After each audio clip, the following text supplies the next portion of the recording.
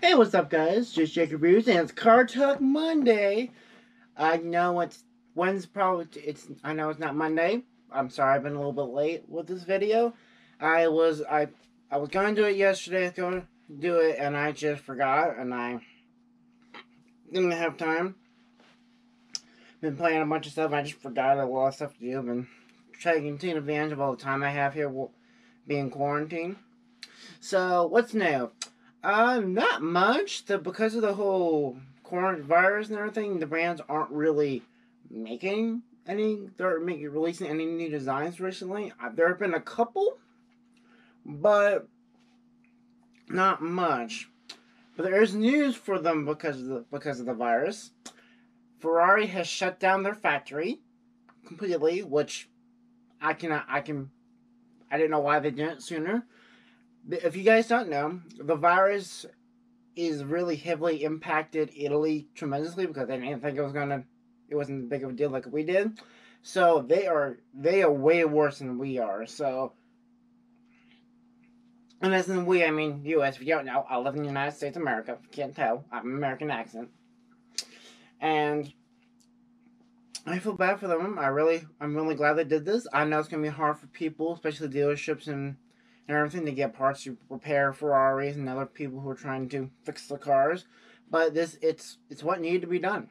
Yeah, I'm glad they're doing it. They value the people over money, which I'm very glad. And also, Chevy has shut down their factory. They are no longer taking orders for Corvettes, the new C8 Corvette. If you order one, you get one. That's it. You can't order anymore. You have to wait until 2021, which I'm glad Chevy is doing.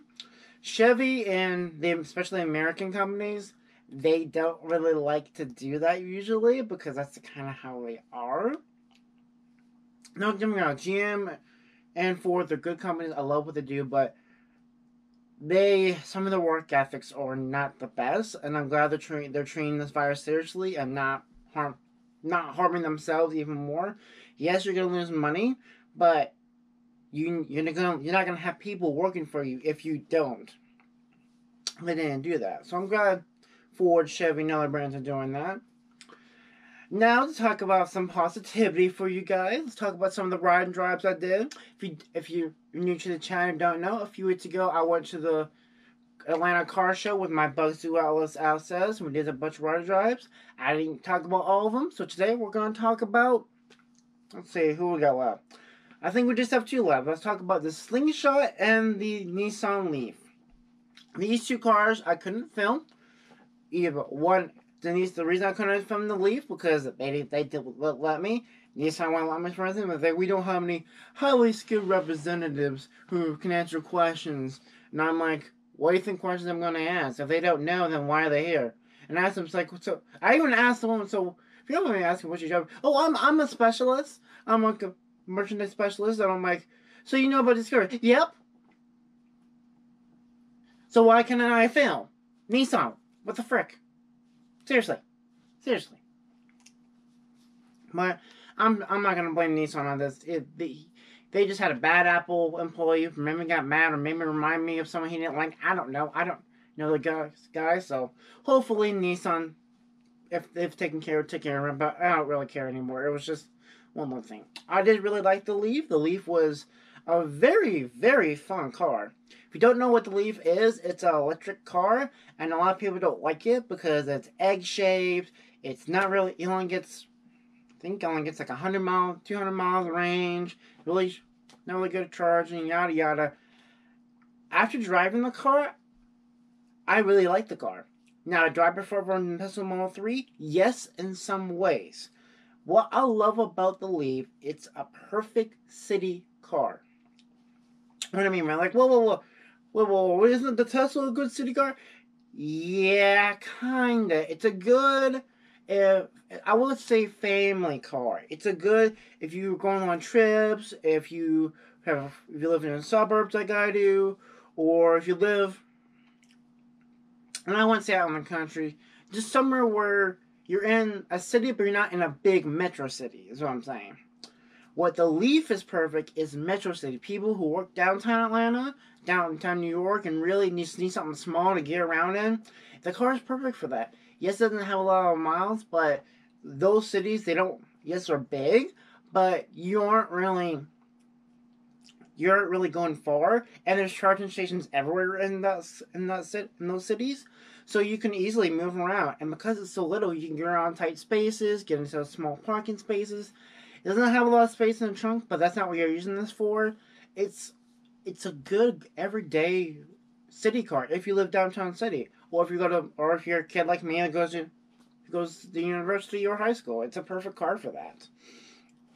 Now the price is a little much, and I did tell Nissan that. I think it's a little expensive for $42,000 when you can get a Model 3 for about the same amount, or a little bit more. That's just me, but I do think if Nissan just lowered the price a little bit on the S Plus model, SV, I forget what it's called, the one that comes with the high battery range, they can lower that just a little bit, maybe about $5 or $10,000. I think more people will be interested in that. But it's a great car. It really gets up and goes. I love the turning radius because how little it is. You can easily maneuver it. It's quite good. And I love the features it had. And I people are like, well, I like the Tesla's e-brake and autopilot and all that. So does the Leaf. The Leaf doesn't have the complete autonomous driving. What it has is something a little bit similar. It has these cameras everywhere, and it helps your blind spots. So if someone comes in and you're getting too close, it'll kind of move the car a little bit. A lot of other brands do it, but Nissan's done really good for the system. I really like it. And also, specifically with the Leaf, they have a thing called the e-brake, which I really, really like. Similar to the Tesla, if you remember the Tesla Model 3, his car had a little automatic brake to where I think they call regenerative braking, to where when the car senses you're slowing down, it automatically applies the brake for you, and the car will come to a complete stop, and when you press the brake button, it would lift off and go. Same thing with this car. The only difference, it's not only, I would say it's about the same feel, but you can turn it off with a switch, and it's super easy. The Model 3, you can't. I understand why you can't, but for someone who's new to this kind of stuff, they probably are a little skeptical about these type of things. Not just me. I know a lot of people don't really like the new technology, the car taking over everything. But I do like how you have the option to turn it off, turn it on. What I just like that with any brand, when you have a new technology, you able to turn it off. That's just that way. If the car is doing something that it's not breaking or it's not working right, you can easily turn it off and still use the car, which I really, really like. It's really smart what Nissan doing. So I really hope Nissan takes this idea and put this in other cars, because this is a great technology, and I really like it. And I think anybody who's out there looking for don't want a Tesla, but want something similar to a Tesla, I highly recommend the Nissan Leaf. It is a fantastic car. I will obviously review it before I give my full opinion, but as of right now, I love it. Fantastic car. And yes, I do recommend it over the Tesla Model 3 if you're a city driver. If you live in downtown Atlanta or downtown New York City, look at the downtown city. It's perfect for that. Way better than Tesla Model 3 because it's smaller, it's a hatchback, it's easier. It's just a better bang for your buck. Now, if you live in the suburbs, you live in a little city, or you go far distances, the Leaf is not for you. The Tesla's much better than that. Now, next one, the Slingshot. The reason why I couldn't film the Slingshot was because if you don't know what a Slingshot is, it's a 3-wheel motorcycle car. It's weird. So it's kind of like it kept move away. So it kind of goes like this. And which is really cool, and in Georgia it's considered a car. Now, so you can have a regular driver's license, but it is open top, so they do require you to wear a helmet, which is fine. But because of the helmet was so big, I couldn't fit my camera. Well, I could, but I didn't want to damage it, and that's just I want to get a good shot for you guys. And I was kind of in a hurry. It was the end of the day. I was about to go trying to get it, but I did get to drive it. I have mixed feelings about the slingshot. I really hated it at first. No power brakes, no power steering, no nothing. It's fast, yes, but it's like an old 80s muscle car. It's fine. When it's no car like that, I understand. It's old, the technology wasn't there, it's fine, you just get used to it. This car needs it because it's so light. It gets up and goes so fast that you don't just have to slam. You can't just slam the brake. You have to like almost kill the brake. Like you want to kill the brake in order the car will stop. Yeah, it was that bad. Then the steering wasn't too bad. I didn't find it too bad. I do recommend power steering to put into this car, but it's not too big of a deal as the power brakes. But it's Polaris, you need to fix this. You have a great car, but don't get me wrong. I love the way it drove. I love the features, the automatic transmission is a good option for you to add because not everyone can drive manual. But you need to fix the automatic transmission. I mean, put in an actual automatic because when I was driving it, it didn't feel like an automatic. It felt like a manual, but somebody was clicking the clicker to shift for me. That's kind of what it felt like. And to me, that's not how an automatic should be. An automatic should feel very smooth and easy to change gear to where you don't notice it. Like my Corolla, I don't notice when it changes gear because it's just the way it's made. It's very smooth, very easy. That's an automatic. When you drive a manual, you want to feel everything. So when you buy an automatic, you don't really want to feel anything. You want to just drive and have fun.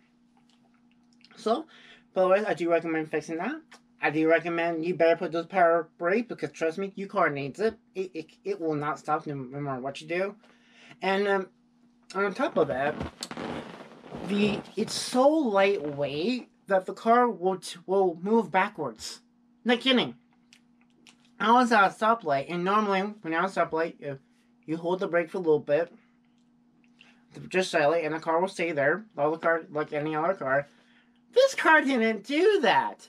I was holding on the brake, and the car was starting moving backwards into a car. I'm like, shit! So I had to like grab my foot and like shut and like mash the brake pedal just to get it to stop moving.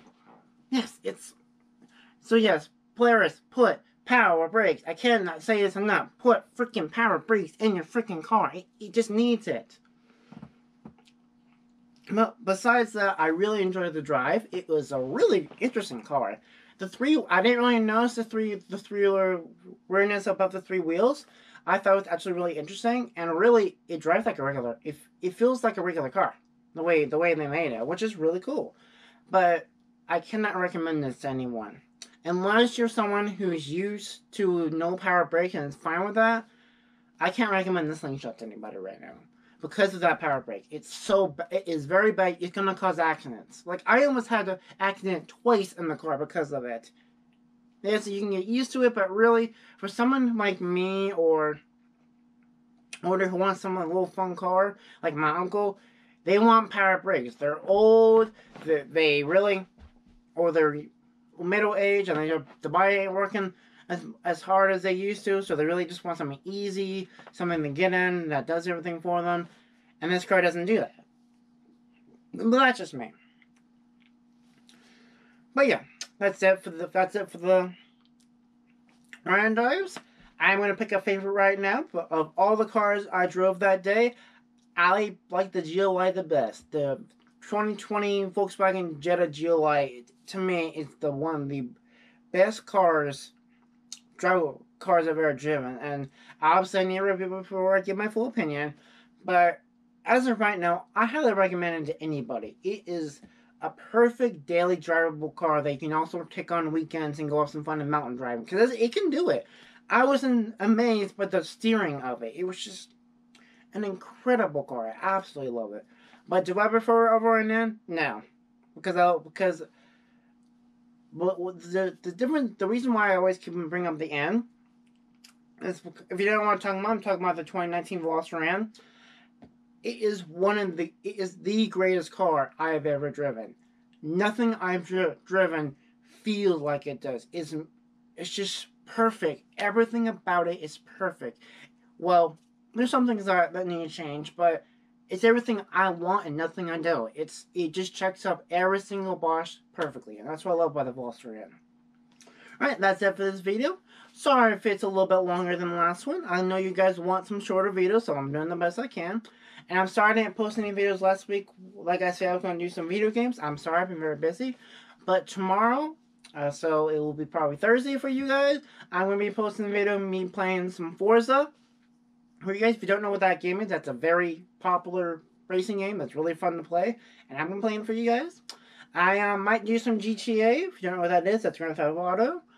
And I might be playing some Red Dead Redemption. I don't know. I'm gonna throw some stuff in the water and see where it goes. So that's it for this video. Be sure, if you're new to the channel, be sure to hit that subscribe button. I'm gonna be here for quite a while, so be sure to smash the like button and ring that bell. If you don't know how to do that, you take your mouse, you go right next to where it says big red button subscribe button. Right next to the bell, you hit it. You take a giant hammer and you smash it to pieces. I'm just kidding. Don't do that. It's very fragile. I'm just kidding. It's just that actual bell. Just click it. Click all when it gives you an option personal off. Be sure to click off. You get all notifications and you'll get every single video I ever post. That's it. So that's it for the video. I'll see you guys next week. See ya.